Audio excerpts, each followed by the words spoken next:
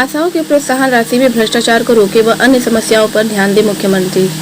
अर्थी बाबा राजन यादव अर्थी बाबा 2022 प्रत्याशी बरहज़ ने मुख्यमंत्री के पोर्टल पर कोरोना फ्रंट लाइन वर्क्स आशाओं को मिलने वाली प्रोत्साहन राशि में भ्रष्टाचार व अन्य समस्याओं को लेकर शिकायत की है। अर्थी बाबा ने लिखा है कि आशा द्वारा टीकाकरण व प्रसव व स्वास्थ्य अभियान में जो भी वर्क करती है उन सभी के वर्क के बदले सरकार उन्हें अलग अलग धनराशि देती है। उस वर्ग की मिलने वाली धनराशि में भ्रष्टाचार हो रहा है, क्योंकि आशाओं के सभी वर्ग का मिलने वाला पैसा का डिटेल मैसेज द्वारा लगभग 6 महीने से नहीं दिया जा रहा है, जिससे उनको पता नहीं चल पा रहा कितने वर्ग का कितना पैसा मिला, कितना भ्रष्टाचार के भेंट चढ़ गया। गुप्त रूप से पता चला है कि जब हर महीने प्रोत्साहन राशि को खाते में भेजना होता है तो स्वास्थ्य केंद्र प्रभारी व बाबू द्वारा लगभग 200 रुपए सुविधा शुल्क लिया जाता है। आशाओं को धमकी दी जाती है, जो नहीं देगा उसका पैसा कम कर दिया जाएगा।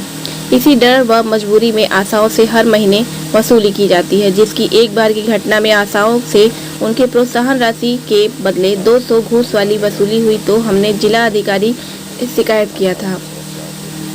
जिला अधिकारी ने सीएमओ को डांट लगवाकर सभी आशाओं से लिया गया 200 रुपए का घूस वापस कर दिया था। कुछ दिन तो ये भ्रष्टाचार बंद था, अब पुनः चालू है। आशाओं को सरकार द्वारा प्रोत्साहन में 25% जो भी बढ़ा है वह धनराशि भी जोड़कर नहीं आ रहा है और पिछला मुख्यमंत्री जी द्वारा सन 2020 में 750 रुपए प्रोत्साहन राशि बढ़ाया गया था, वह किसी को मिल रहा तो किसी को नहीं मिल पा रहा, उसकी भी जांच कराई जाए।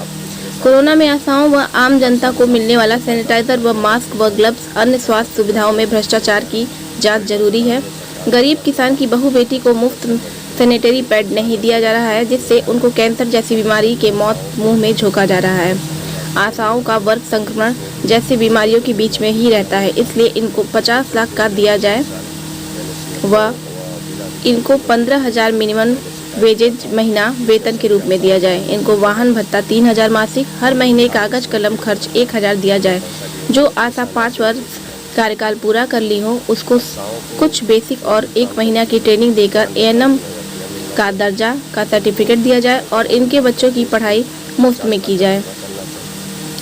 इनको ट्रेन बस में फ्री यात्रा पास दिया जाए। सभी स्वास्थ्य व प्रसव केंद्र पर आशाओं को विश्रामालय बनाया जाए। अर्थी बाबा ने कहा कि यदि मेरी मांग 1 हफ्ते में पूरी नहीं हुई तो हम आशाओं के साथ देवरिया बरहज़ देवहरा बाबा के मंदिर पर धरने पर बैठने को बाध्य होंगे। आज हम राजन यादव और अर्थी बाबा माननीय मुख्यमंत्री जी को आशाओं की समस्याओं को लेकर पोर्टल पर ज्ञापन भेजा है। आज माननीय मुख्यमंत्री जी से मांग किया है कि आशाओं को जो भी प्रोत्साहन राशि मिलती है उसमें बहुत बड़ा भ्रष्टाचार हो रहा है। आशाएं जो भी वर्क करती हैं उसका पूरा डिटेल नहीं दिया जाता है। पूरे डिटेल के अनुसार उनको पैसा प्रोत्साहन राशि में खाते में नहीं भेजा जाता है। उनको पता ही नहीं चलता कितना पैसा आया कितना गया, क्योंकि पहले मैसेज में ये बता दिया जाता था कि कितना पैसा आया कितना नहीं आया। अब पिछले साल जो भी 750 रुपया पैसा बढ़ाया गया था प्रोत्साहन राशि, वो भी पैसा सभी आशाओं जोड़ के नहीं आ रहा है। और वर्तमान में सरकार द्वारा जो 25% बढ़ोतरी की गई है प्रोत्साहन राशि में, वो भी जोड़ के नहीं आ रहा है। अभी सभी आशाओं को जो भी प्रोत्साहन राशि लेनी होती है उसमें भी 200 रुपये महीना घूस देना पड़ता है, जिसके चलते मैं पिछले साल मैंने सीएमओ व जिला अधिकारी गोरखपुर को मैंने शिकायत किया था, जिसमें सभी आशाओं को 200 रुपया वापस किया गया था। और वही हाल इस समय फिर हो रहा है, बिना पैसा लिए उनको प्रोत्साहन राशि नहीं भेजी जा रही है। आशाओं को जो भी काम करती हैं वाहन भत्ता 3,000 रुपया मिलना चाहिए।